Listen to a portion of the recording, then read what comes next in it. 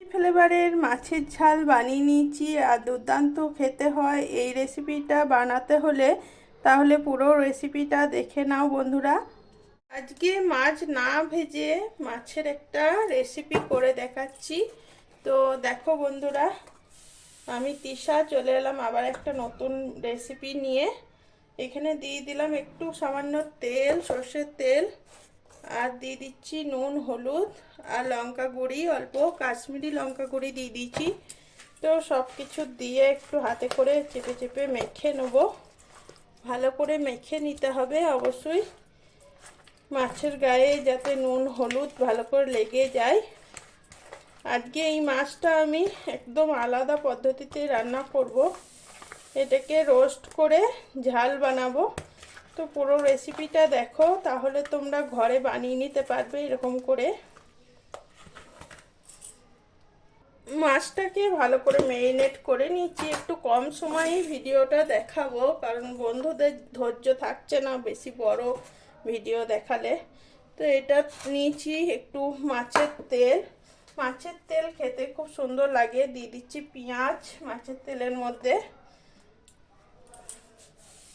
মাছের তেলের মধ্যেও নুন হলুদ দিয়ে দিচ্ছি, আর পেঁয়াজ আর কাঁচা লঙ্কা ফাটিয়ে দিয়ে দিলাম। এর মধ্যে আর কাশ্মীরি লঙ্কা দিচ্ছি না। আর এখানে দেখো বড় বড় রসুন নিয়ে নিয়েছি, আর এগুলোকে কেটে কেটে দিয়ে দেবো এইভাবে। তো এইগুলো নতুন রসুন, হাতে করে এইভাবে সুন্দর করে আগে ছাড়িয়ে নিতে হবে, তারপরে কাটতে হবে। তো একটু একটু সাবধানে করে কেটে নিতে হবে। এই নতুন রসুনগুলো খেতেও খুব সুন্দর লাগে, এই কোয়াগুলো। তবে রসুন খাওয়া ভালো, গা হাতের ব্যথা চলে যায়। রসুন একটু সবাই বেশি করে খাবে, ঠান্ডা লাগার প্রবলেমও হবে না। তো সমস্ত রসুন আমি কেটে নেব, আর এই মাছের তেল ভাজাতে দিয়ে দেবো। একে একে কোয়াগুলো এইভাবে ছাড়িয়ে নেব।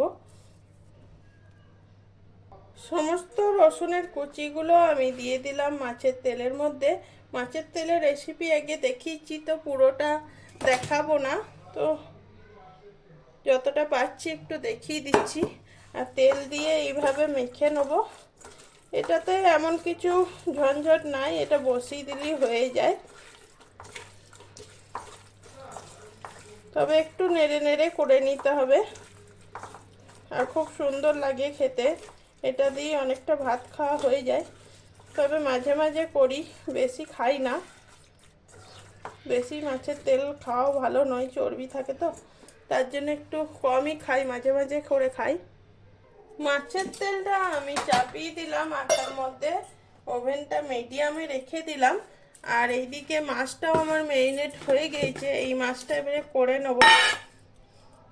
আর মাছের মশলাটাও আমি রেডি করে নিচ্ছি। একটা মিক্সির বাটি নিয়ে নিচ্ছি, আর দিয়ে দিলাম কিছু পেঁয়াজ আর কাঁচা লঙ্কা একটা দিয়ে দিলাম, আর রসুন দিয়ে দিলাম 4 কোয়া, সামান্য একটু আদাও দিয়ে দিলাম। আর নিয়ে নিয়েছি অল্প সর্ষে, তো একসঙ্গে পেস্ট করে নেবো। সর্ষেটা ভালো করে ধুয়ে নিলাম, অনেক সময় বালি থেকে যায়। আর হ্যাঁ, এই সর্ষেটা আমাদের মাঠের সর্ষে, এটা বাড়ি গিয়েছিলাম, মা দিয়ে পাঠিয়েছিল। এটা আসলে মাঠের সর্ষেটা খেতে খুব সুন্দর হয়। তো সব কিছু দিয়ে সুন্দরভাবে পেস্ট করে নেব। আর হ্যাঁ, একটা শুকনো লঙ্কাও দিয়ে দিলাম। তো শুকনো লঙ্কা দিলে খেতেও খুব সুন্দর লাগে। সামান্য একটু জলও দিয়ে দিয়েছি। এইটা একসঙ্গে পেস্ট করে নিতে হবে, বেশি জল দিলে হবে না, তাহলে বেরিয়ে যাবে। মশলাটা অনেক সময় ছিটিয়ে যায় বেশি জল দিয়ে দিলে মিক্সির মধ্যে। মশলাটা পেস্ট করে নিলাম, তো দেখতেই পাচ্ছ খুব সুন্দর পেস্ট হয়ে গিয়েছে। বাকি রান্নার প্রসেসটা করে নিচ্ছি। এখানে গ্যাসটা ধরিয়ে দিলাম, আর লো ফ্লেমে করে নেব। মাছগুলোকে একটু সেঁকে নেব ভালো করে, তার জন্য একটু সাজিয়ে নিচ্ছি। দেখো, রান্নার রেসিপি দেখতে গেলে একটু ধৈর্য লাগবেই। অনেকে দেখে না, তো যারা ভালোবাসে না দেখে না, আর যারা দেখতে ভালোবাসে খেতে ভালোবাসে তারা দেখে। বানাবার ইচ্ছা থাকলে তারাই দেখবে। তবে আবার অনেকের ইচ্ছা না থাকলেও খেতে ভালোবাসে, তো অনেকেই ভালোবেসে দেখে রেসিপিগুলো, তো খুব ভালো লাগে। তো এইভাবে আগুনে একটু করে করে ঝলসে নিতে হবে এপিট ওপিট। আঁচে করে নিলে খুব ভালো হয়। আমি এখানে গ্যাসেই করে নিচ্ছি, তবে গ্যাসেও ভালোই হয়। আগে আমি করে দেখেছি অনেকবার ঘরে, তবে আজকে একটু দেখিয়ে দিলাম তোমাদের সঙ্গে, রেসিপিটা শেয়ার করে দিলাম। মাছগুলো আস্তে আস্তে আবার উল্টিয়ে নিতে হবে। মাছের পিসগুলো এরকম আস্তে আস্তে করে নিতে হবে, সাবধানে অবশ্যই।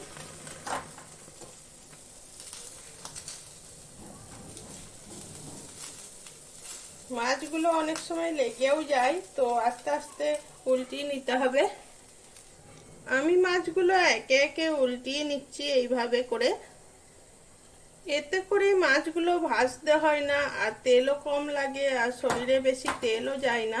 তো এইভাবেই আবারও শিখে নেবো ভালো করে, তবে অবশ্যই শিখে নিতে হবে। মাছগুলো ভালো করে শিখে নিয়েছি, দেখতেই পাচ্ছ খুব সুন্দর ভাজা ভাজা প্রায় হয়েই এসছে, খুব সুন্দর হয়ে গেছে। এরকম পজিশনেও খেতে পারো, একটু কাঁচা নাই মাছগুলো। আর প্লেটের মধ্যে আমি তুলে দিচ্ছি, আর একটা কড়াই বসিয়ে দিয়ে বাকি রান্নাটা করে নেবো। তো দেখো মাছগুলো প্লেটের মধ্যে নিয়ে নিয়েছি। অপর দিকে মাছের তেল ভাজাও হয়ে গিয়েছে, গ্যাসের ওভেনটা বন্ধ করে দিলাম, আর কড়াইটা চাপিয়ে গরম হতে দিলাম। তবে মাছগুলো যদি এই অবস্থায় খেতে চাও, একটু নুন মাখিয়ে খেয়ে নেবে, একটু সামান্য লঙ্কা গুঁড়িও দিয়ে দিতে পারো, তাহলে খেতে খুব সুন্দর লাগে। কড়াই গরম হয়ে গিয়েছে, দিয়ে দিচ্ছি সামান্য একটু তেল। তেল গরম হয়ে গেছে সুন্দরভাবে, আর দিয়ে দিলাম বেটে রাখা মশলাটা। তো বেটে রাখা মশলাটা দিয়ে ভেজে নেবো ভালো করে। আর হ্যাঁ, দিয়ে দিচ্ছি একটু নুন, সামান্য একটু হলুদ গুঁড়ি, সামান্য একটু কাশ্মীরি লঙ্কা গুঁড়ি, আর হ্যাঁ এখানে দিয়ে দেবো কাঁচা লঙ্কা আর কাঁচা পেঁয়াজ কুচি করে রাখা। তো এটা এইভাবে দিলে খেতে খুব সুন্দর লাগে। আর সব মিক্স করে নেড়েচেড়ে ভালো করে ভেজে নেবো। অবশ্যই ভালো করে নেড়েচেড়ে ভেজে নিতে হবে, তবে কাঁচাও দিয়ে দিতে পারো, সেটা একটা আলাদা টেস্ট হয়। আমি এখানে একটু ভেজে নিচ্ছি। 2 মিনিট ভাজা হয়ে গেলে দিয়ে দিলাম কোচানো টমেটো। টমেটোটা দিয়ে আবারও 2 মিনিট ভালো করে ভেজে নেব। হ্যাঁ, তবে এই রান্নাটা সুন্দর করতে গেলে অবশ্যই ভালো করে নেড়েচেড়ে ভেজে নিতে হবে, আর যেন একটু কাঁচা না থাকে। আর কাঁচা মশলাই করতে চাইলে পুরোটাই কাঁচা দিয়ে ভাপা করতে পারো, সেটা আলাদা হয়। এই রান্নাটা এইভাবে করলে খেতে খুব সুন্দর লাগে। তো ভালো করে নাড়ি চাড়িয়ে ভেজে নিচ্ছি আস্তে আস্তে। মশলা ভালো করে ভাজা হয়ে গেছে, আর দিয়ে দিলাম 1 কাপ জল। তো জলের পরিমাণটা তোমরা বাড়ি কমিয়ে নেবে। আমি এখানে ঝোলের পরিমাণ অনুযায়ী দিয়ে দিলাম। ঝোল ফুটে এলে দিয়ে দিতে হবে মাছ। একে একে মাছের পিসগুলো আমি দিয়ে দিচ্ছি এইভাবে। মাছগুলো একটু ঝোলসে নেওয়ার কারণে স্মোকি ফ্লেভারটা চলে আসে, আর খেতেও খুব সুন্দর হয়। তো এইভাবে হতে দিলাম, আবারও 5 মিনিট পর ফিরে চলে আসছি। 5 মিনিট পর ফিরে চলে এলাম, আর মাছটা এই পর্যায়ে আরও 5 মিনিট সময় লাগবে। তো আমি একবার করে এরকম করে উল্টিয়ে পাল্টিয়ে নিচ্ছি মাছগুলো। তো একবার উল্টিয়ে পাল্টিয়ে দিলে ভালো হয়, মাছের গায়ে নুন মশলা ভালো করে ঢুকে যায়। তো আবারও 5 মিনিট হতে দিলাম। আর হ্যাঁ, এরকম মাছের তেলটাও ভাজা হয়ে গিয়েছে, তবে অনেকটা তেল জমে গিয়েছে মাঝখানে। তো এটা মাঝখানে একটু খাল করে দিই, তাহলে তেলটা আমরা খাই না, আসলে বেশি তেল খাওয়া ভালো নয়, তো এই তেলটা ফেলে দিই। আর মাছের ওই পাশের এই পেঁয়াজ তেল এইগুলো খেয়ে নিই, তো ভালোই লাগে খেতে। করে দেখবে একবার, দেখবে ভালো লাগবে। রেসিপিটা আগে আমি দিয়েছিলাম।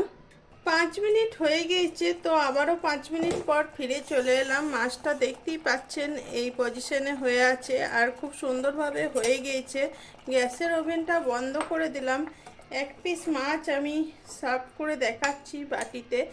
তো দেখে নিশ্চয়ই বুঝতেই পারবেন কেমন হয়েছে।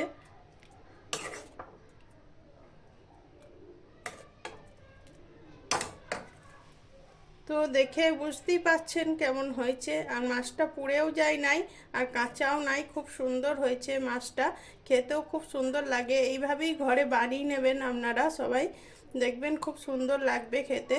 ঠিক আছে বন্ধুরা, এখনকার রেসিপিটা এই পর্যন্তই, আবার চলে আসবো পরের ভিডিওতে। আর সবাইকে অনেক অনেক ধন্যবাদ এত বড় রেসিপিটা দেখার জন্যে। সবাই ভালো থাকবেন, সুস্থ থাকবেন, টাটা বাই।